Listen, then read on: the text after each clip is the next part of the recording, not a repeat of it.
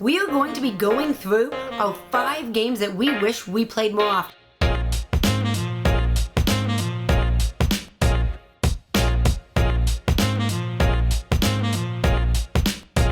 Matthias is going to have a list, and I will have my own list. If you want to see more of our lists and what we do with board games, hit the subscribe button. These games are not in any specific order.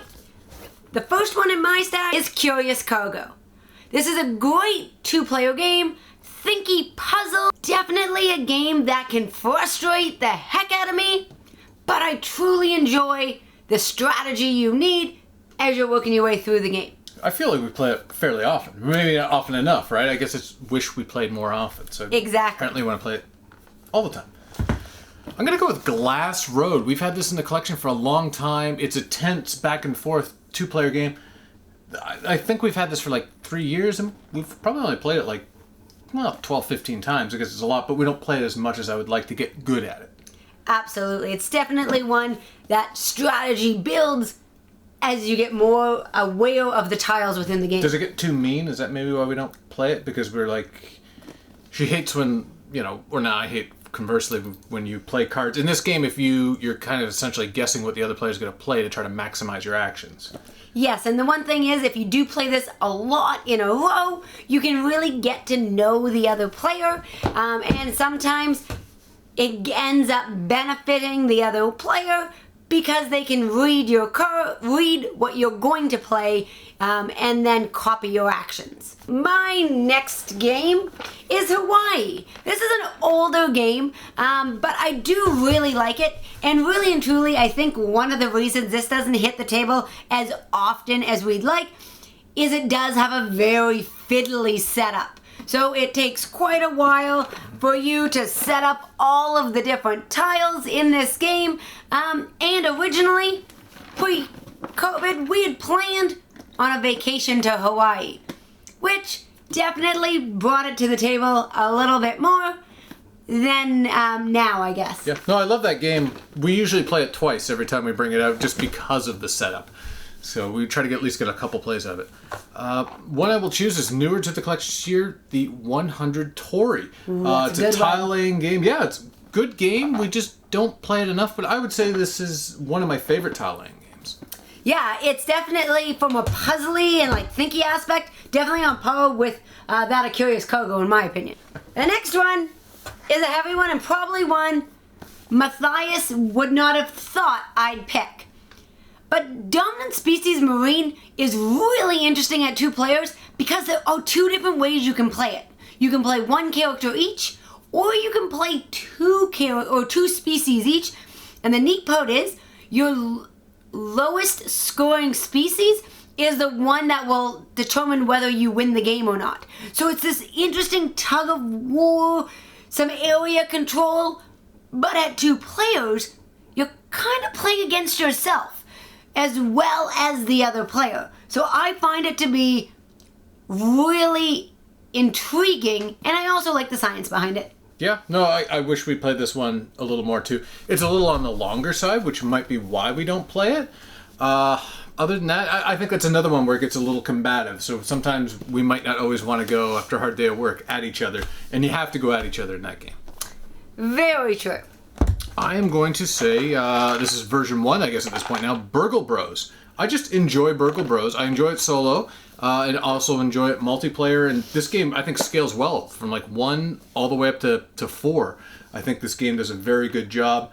I just wish we played it more. I don't really know why we don't, other than that this one also has a little bit of a setup where you got to have these wooden pieces down where you're essentially building your path throughout your different levels where you're trying to rob a bank, I think it is. But yeah, I really and truly, for the weight of the game and the co-op aspect of it, I think it just comes down to setup time. Yeah. It's the type of game that you'd love to play at night after work because it's a nice, enjoyable game, but it does take a little bit to get it out of the box. I guess Dominant Species has that. Maybe we're figuring out the answer to our question of why we don't play these enough, and it might be the setup.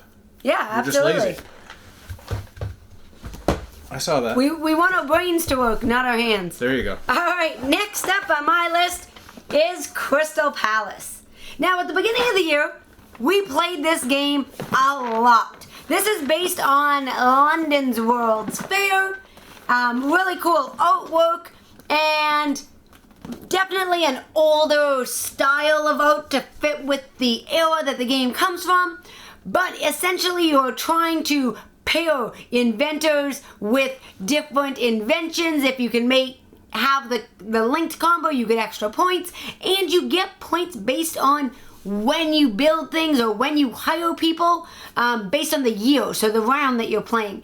So there's just this really interesting dynamic between multiple types of resources you're trying to collect to do things, because not only do you need money, but there's gears, there's light bulbs, and all kinds of newspapers that you can trade in. So there's a lot going on, and it's a really in-depth game. The game board is modular and scales to the players, so overall I find that every time we get it out, we have a great game. Yeah, I'm going to have to disagree with you again on this one, because we've got this in less than a year, and we've played that like 12, 15 times. So I will never turn a game down, but I feel like we've played that enough. And also as well, I feel like we've leveled up our skill level, which makes the game more enjoyable, because we're better when we play against each other. I disagree? Agree? So a good game can't have more plays than one or two a month? It can, but just in terms of like, have we played it enough? Some of these other games, maybe we haven't played. Like Glass Road, I think we played once or twice this entire year. That's all. So he's basically calling me neglectful. No.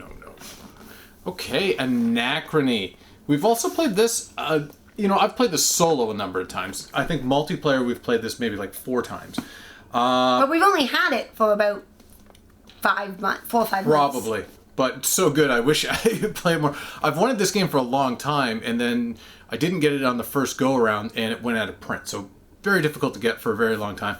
Now we have it. We also have the minis, which are not needed, but they add to the game.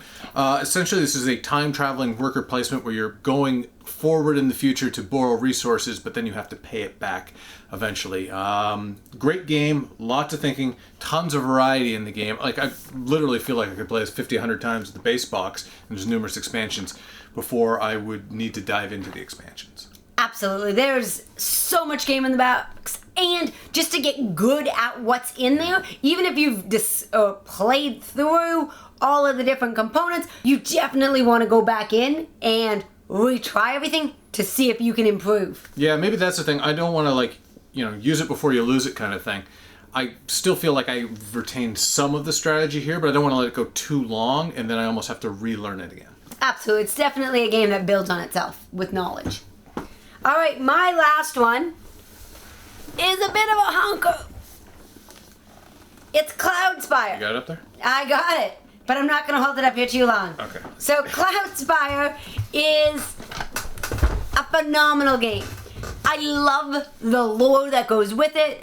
We did buy the expansions, which are still sitting behind us in Shrink. But the books that you can get for this game are phenomenal. I get into the stories of the game, and then I love to play through it, or just to play through, 1 versus 1. So it doesn't hit the table as often because it is a bit of a space hog and takes a long time to play.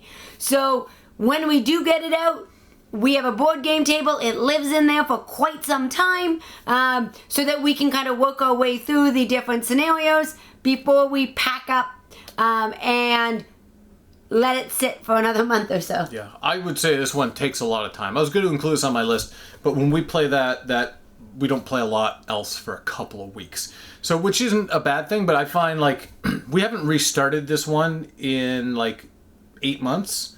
So, but I think once we get back into it, then it will probably own us again for a few weeks to a month. Okay, and the last one I have is Twilight Struggle, which just shows up on all my lists. Twilight Struggle is a game, one person's the USA, one person's the USSR. You're basically just tug of war back and forth for domination of the globe.